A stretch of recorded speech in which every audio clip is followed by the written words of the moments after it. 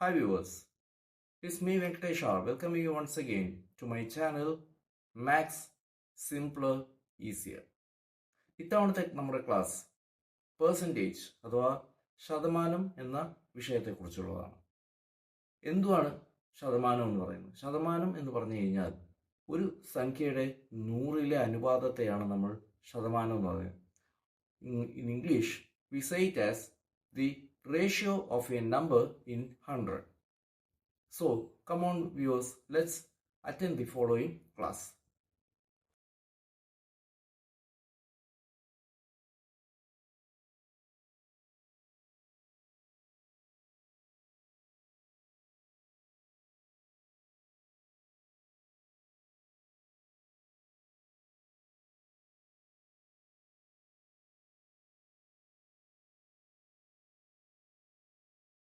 Let's first see how we can convert a fraction into percentage.